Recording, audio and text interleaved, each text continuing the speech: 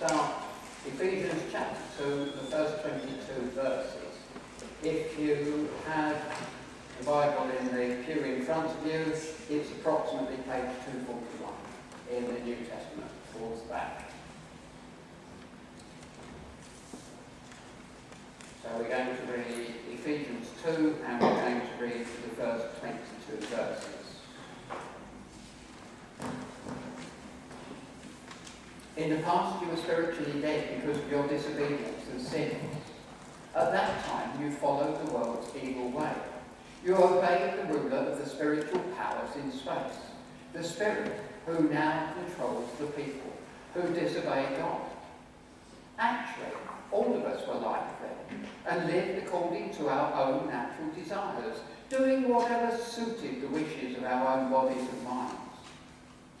In our natural condition, we, like everyone else, were destined to suffer God's anger. But God's mercy is so abundant and his love for us so great that while we were spiritually dead in our disobedience, he brought us to life with Christ. It is by God's grace that you have been saved. In our union with Christ Jesus, he raised us up with him to rule with him in the heavenly world. He did this to demonstrate for all time to come the extraordinary greatness of his grace in the love he showed us in Christ Jesus. For it is by God's grace that you have been saved through faith. It is not the result of your own efforts, but God's gift, so that no one can boast about it.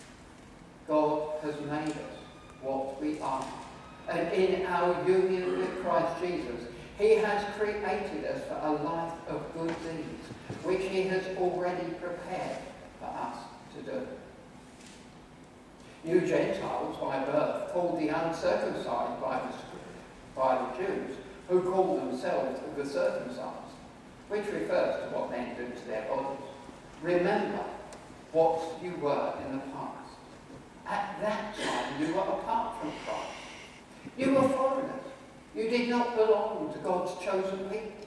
You had no part in the covenants which were based on God's promises to his people. And you lived in this world without hope and without God. But now, in union with Christ Jesus, you, who used to be far away, have been brought near by the death of Christ. For Christ himself has brought us peace by making Jews and Gentiles one people. With his own body he broke down the wall that separated them and kept them enemies. He abolished the Jewish law with its commandments and the rules in order to create out of the two races one new people in union with himself. In this way, making peace. By his death on the cross, Christ destroyed their enmity. By means of the cross, he united both races into one body and brought them back to God. So Christ came and preached the good news of peace to all, to you, Gentiles, who were far away from God, and to the Jews who were near him. It is through Christ that all of us, Jews and Gentiles, are able to come to the one Spirit into the presence of the Father. So then, you Gentiles are not foreigners or strangers any longer. You are now fellow citizens with God's people and members of the family of God. You too are built on the foundation laid by the apostles and prophets, the cornerstone being Christ Jesus himself.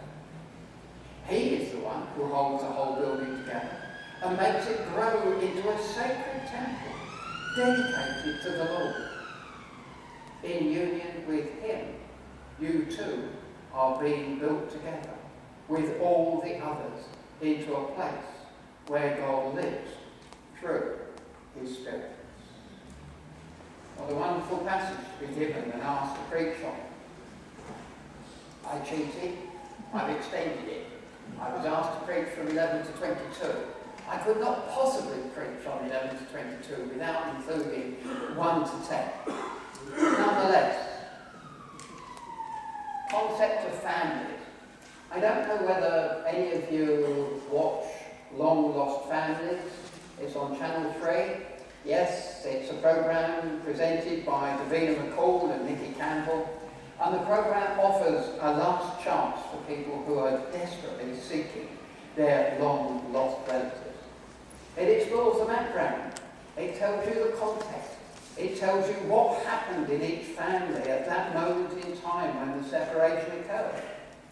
We see the detective work, often complex. We see the emotional process of finding each lost relative. With the help of Davina and Nikki, the relatives are guiding and supporting through the process of tracing their missing family.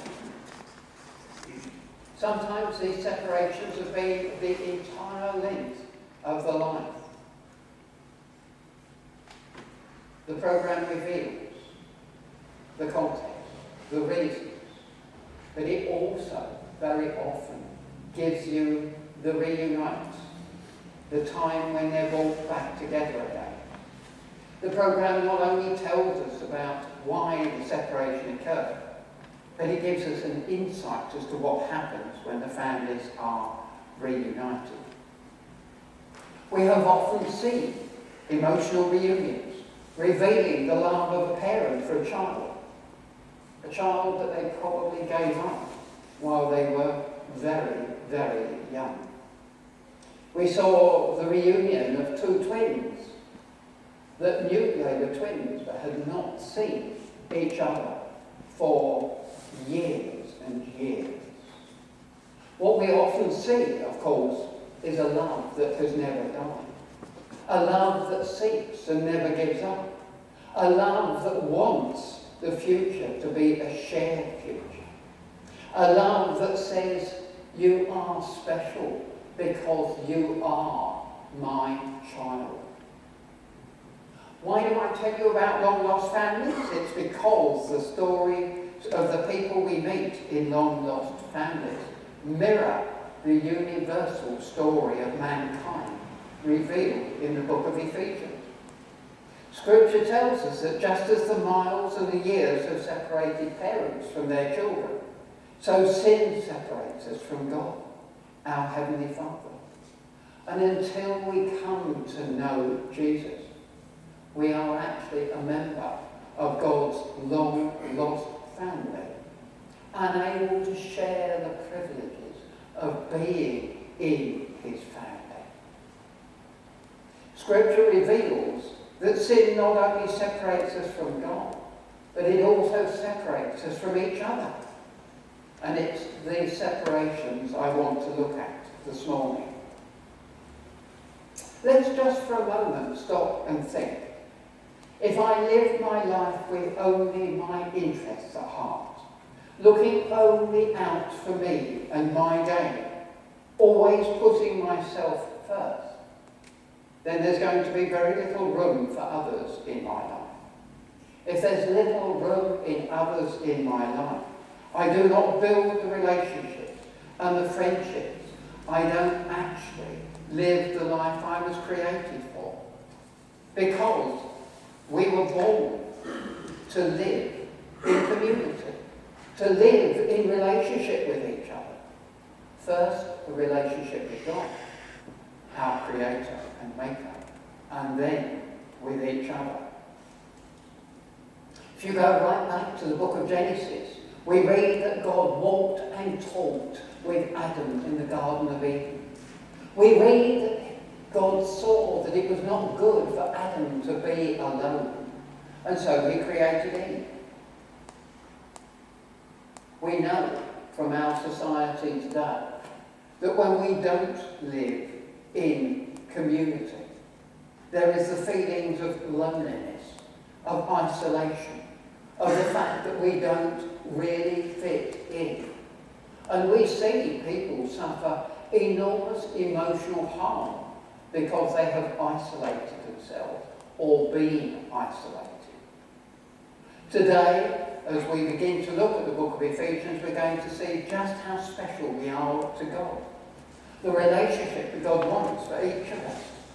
We also learn about God's design for our lives and how we should be living as a community of believers, sharing each other's joys and sorrows, supporting and encouraging each other. This is what Paraclesis has been about. Something that we've thought much about in recent weeks.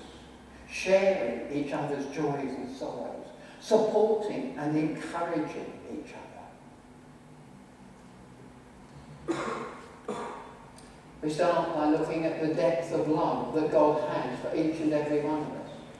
We read of a love that never dies, a love that seeks to reunite us to Him, a love that does not count the cost of how God wants to share our lives, and that His love for us is so great that He has reached out and made restoration possible. We learn what it means to be a child of God.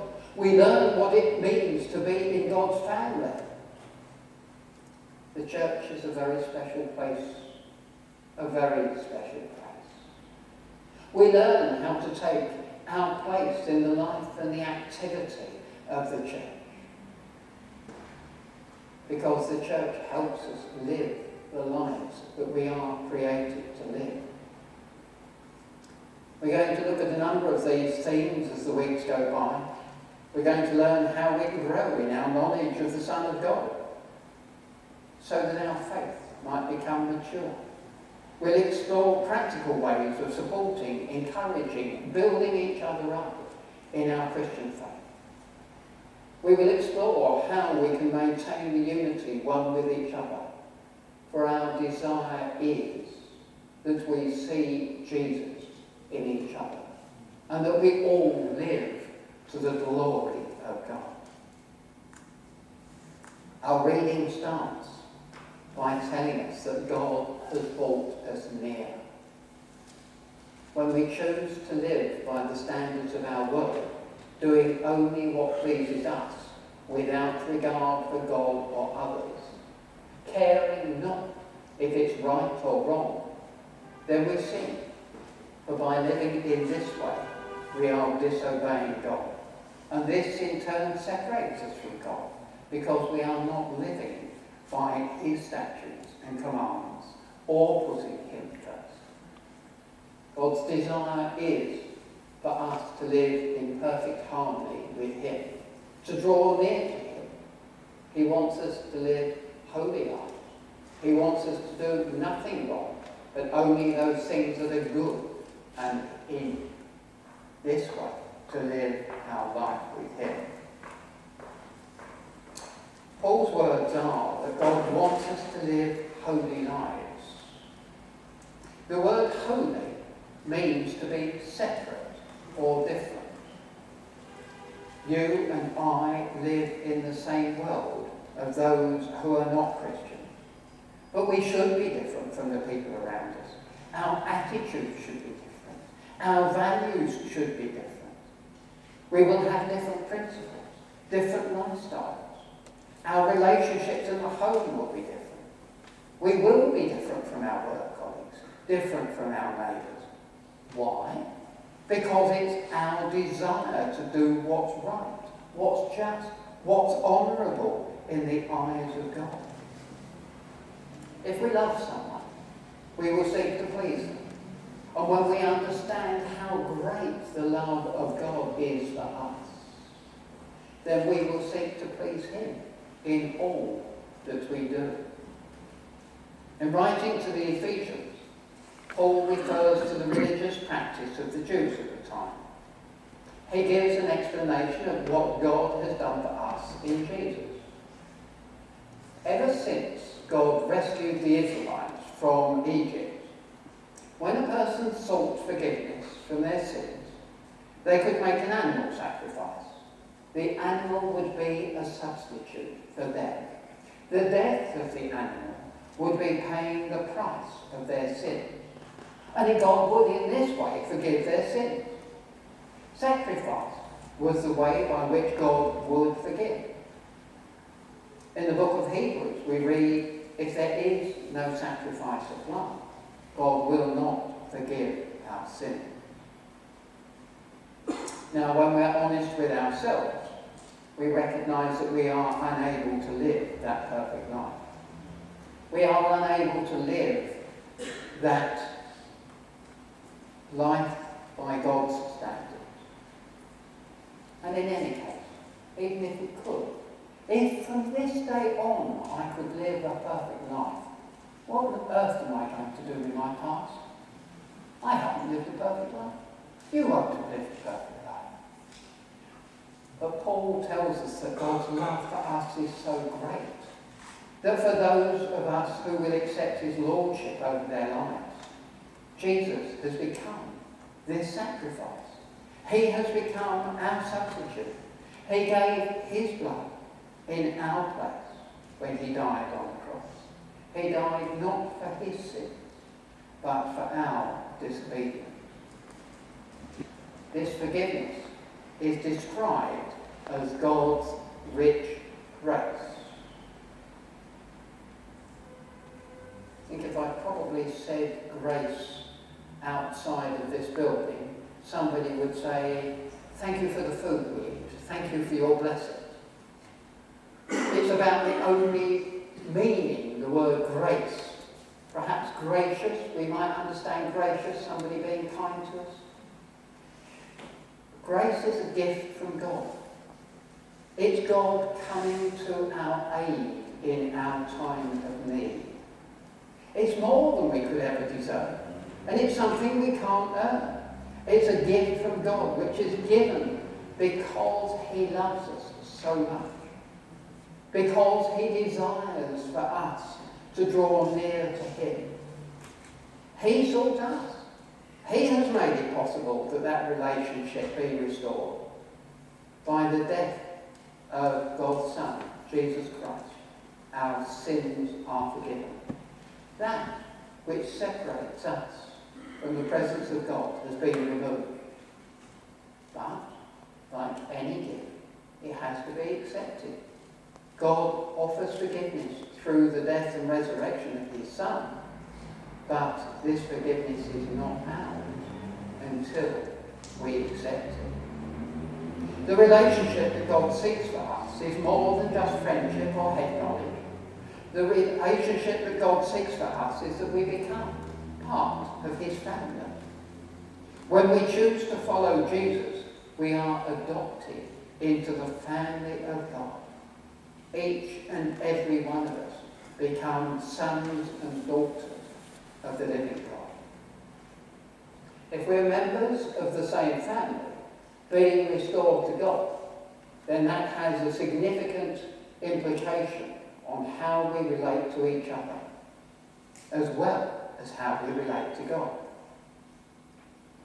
There is a bond between brothers and sisters which says that while we may not agree, at times we won't even like each other. We don't think the same. But we know that we belong to each other because we are family. And God has said that we are family. His family in this place. Families learn to overcome the barriers that they have between each other. They learn to overcome their disagreements. They learn not to fight, eventually, after post-teenagers. Paul talks about the barriers that existed in his day. Paul goes on to talk about a reconciliation between Jews and Gentiles. And so you ask yourself, what on earth has reconciliation between Jews and Gentiles got to do with me? And what's all this business about a wall that I read about? Well, let me try and explain.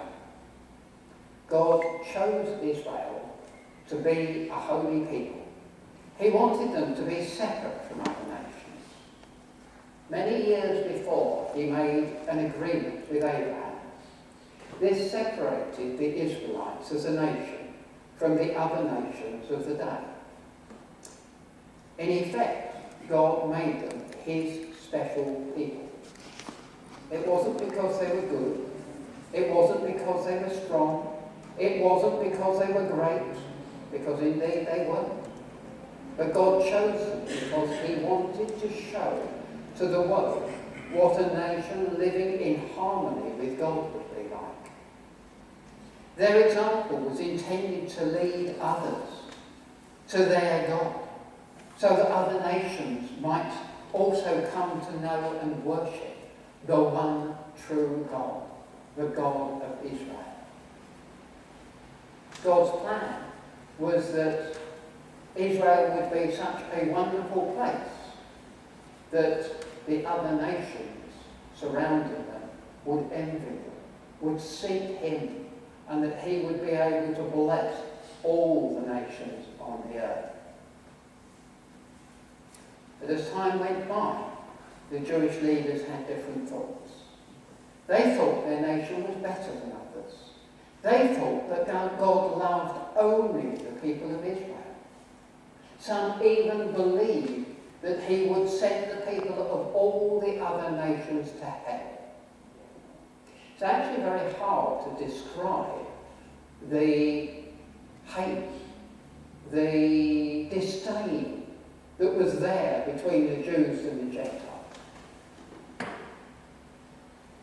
Being the age I am, I remember how wide the divide was between blacks and whites in South Africa at the time of apartheid.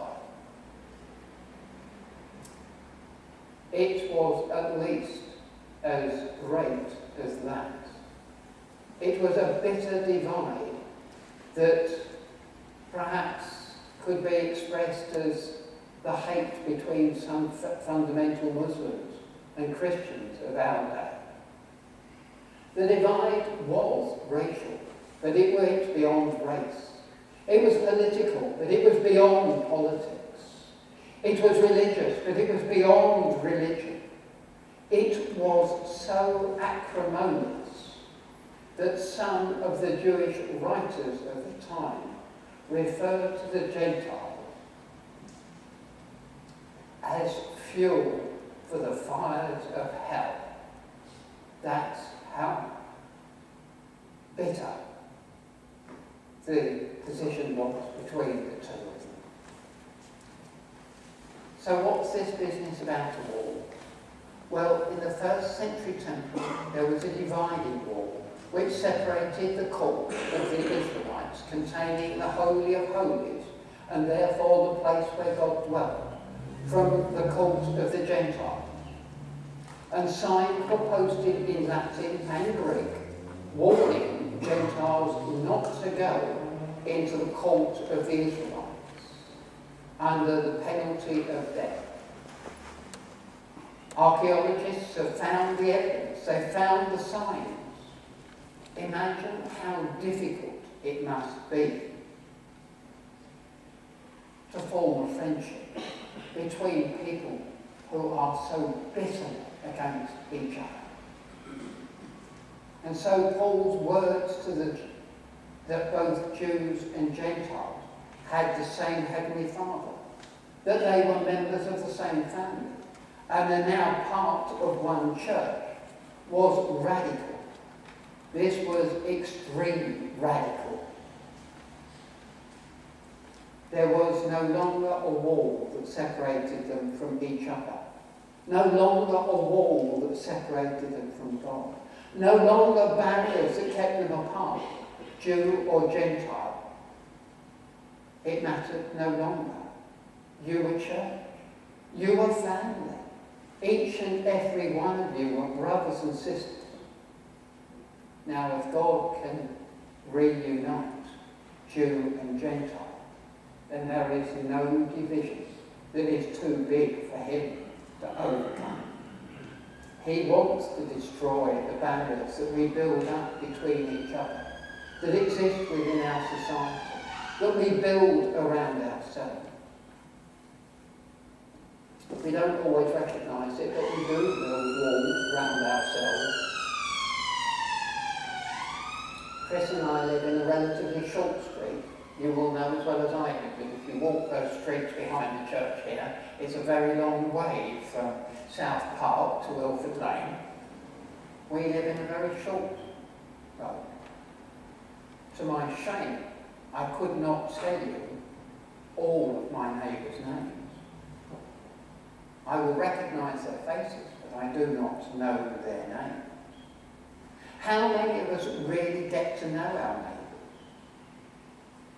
How many of us know something of their lives, something of their struggle?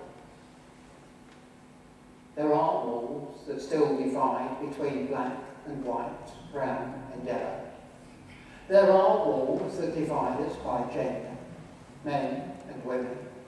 There are walls of social status. Thankfully, my mother's not alive, so I can tell you the story. My brother went out with a young lady in his teenage years, and my mother and father knew the family. The young lady's family was very successful in business. They were really quite well off. And my mother was aghast. She did not want my brother to go out with this young lady because she felt she could never compete or keep up with the young lady's family. There are walls that we build. Walls that make us feel comfortable.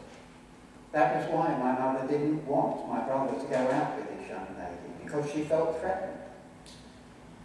We protect ourselves. We quite naturally associate with those that are like us and keep our distance from those that we consider to be different from us. But these walls keep others out. It makes them strangers. And strangers can never be family. Paul talks about a bond that's formed through the cross. Whether Jew or Gentile, Jesus breaks down the dividing wall. Jesus puts to death the hostility, no matter who you are. In Jesus, we are members of the same family. We have the same Heavenly Father. And the hard truth is that unless we open our hearts and our lives to new people, they will always stay strangers. It doesn't matter about your race, your gender, your economic status. The simple fact is that you cannot have a real and deep relationship with somebody you don't know. The illustration is of pieces of wood. A stack of timber will never become a house until they are joined together. It remains forever just a pile of timber out somewhere, probably the other. Church should never be a place you go to worship. Church is the family of God, joined together in worship. Not just on Sundays, but in life. I'm going to say it again because I don't want you to mishear me and I don't want you to misunderstand what I've just said. Because I'm well aware that I said church should never be a place you go to worship. But I also said church is the family of God, joined together in worship. Not just on Sundays, but in life. The beginning of the church is described in Acts 2. And what do we read in Acts 2? We read that the followers of Jesus were devoted to God and each other. And each day of the week they met. It was just as important to them as Sunday. They needn't necessarily have all met together in one place. It would have been a large place if it accommodated 3,000 people. But they met. They met with each other. They shared each other's lives. And what was the outcome? New people came to that family daily. New people joined the church daily. The example it gives is of a church, a family committed to loving Jesus and to each other, so that their families, neighbours, community, that the world that they lived in would experience the good news of Jesus. The church ceases to function as a family when it forgets its mission, and our preferences become more important than God's purpose. When people are viewed not as family, but as strangers or acquaintances.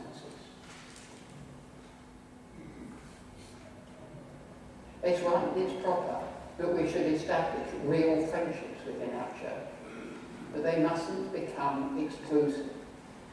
By nature, we form friendships and relationships of the same. This way we don't get hurt. This way we don't get rejected. This way we don't get misunderstood. This way we don't have to go through the difficult process of building new relationships. I actually understand that because I find it hard to build new relationships. I tend, as I'm sure some of you will, to protect myself by having friends like me. The problem is, that's about me. And according to Jesus, the church is not about me. It's about him. And if we close our hearts off to those that we do not know, we can never become part of the family of God. We're unable to encourage. We're unable to allow them to encourage us. We do not share the joys or the trials of life. This church is, and should be, made up of all different kinds of people. Why? Because there are followers of Jesus from every race and country in London. Believers of every colour. Men, women, rich and poor. All are equal in the eyes of God.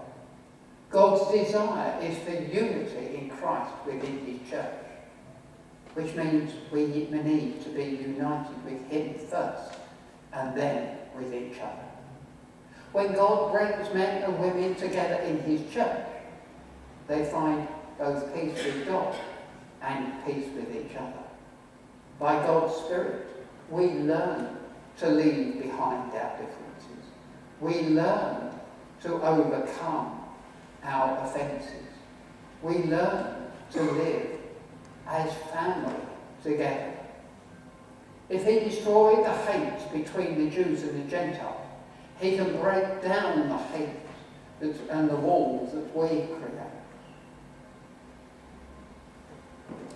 In the closing verses of our passage, Paul changes the metaphor.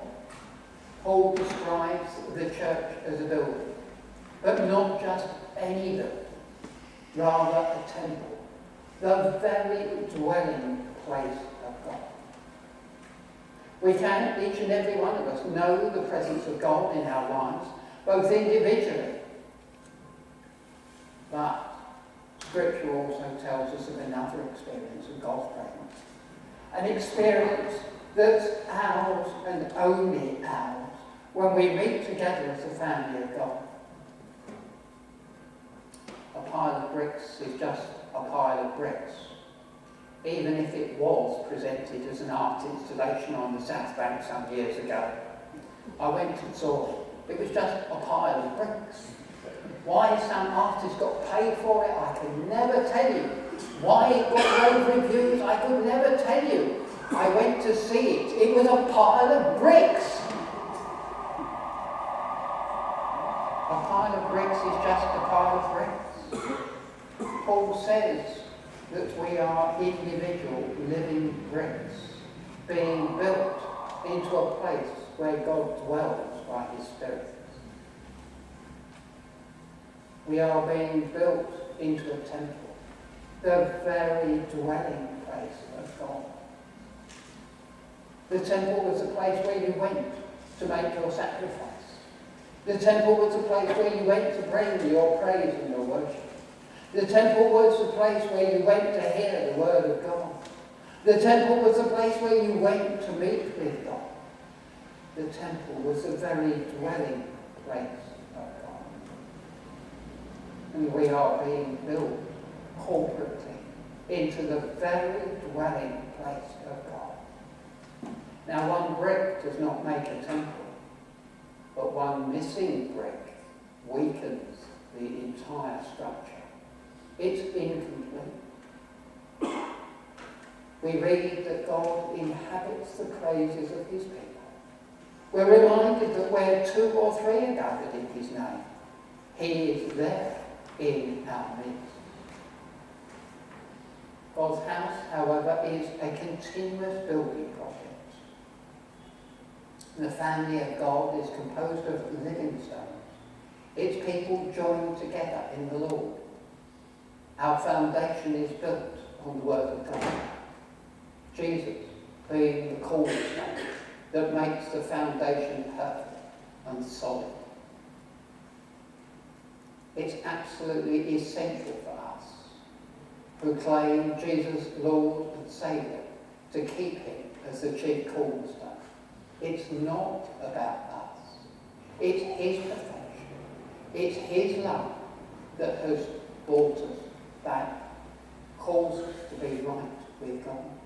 It's his word, his truth. And it's this truth that keeps us in God's will and on track when it comes to his mission. Seeking his will through prayer is the only way our attitudes can be moulded by the Holy Spirit. Part of being a community of believers in Jesus is being built together. Sharing each other's joys and sorrows, supporting and encouraging each other, building each other up in our Christian faith, seeking the face of God together, worshipping God together, hearing the word of God together, praying together. We are family, and that's what families do. They support each other, they encourage each other, they help each other, they are there for each other. It's not always going to be easy. If you've got brothers and sisters, you will know it's not always going to be easy. But God has given us his Spirit to be our guide. If we are obedient to the example Jesus gives us, looking only to please our Heavenly Father, we will come with thanksgiving to God for what he has done. We will deepen that relationship that we have with God. We will be part of the church that God is building in this place. His church. Together, exploring what it means to be the family of God. Building each other up as members of God's family, so that we become mature, equipped to live a holy life in an unholy world, that we may be secure in what we believe and why we believe it. We will bless God and each other by worshipping and living together for the praise of the glory of God. We will tell of his excellent ways, and then we will minister to the world, both in word and deed, so that the love of God might both be explained and shown by our actions. We as members of God's church are being built together. It's a continuous project. It's an ongoing construction. The foundation has been laid. It's Jesus. It involves you and me. It means we have to be family, being unified around the one common plan. The Holy Spirit never speaks disunity. He never deviates from God's blueprint. He guides each of us to play our part, to build, to contribute, so that together we become the temple that God dwells in. We become family. We become the people of God. Let us, as the weeks go by, seek that God shows us our place, that we begin to play our part in building God's church in this place.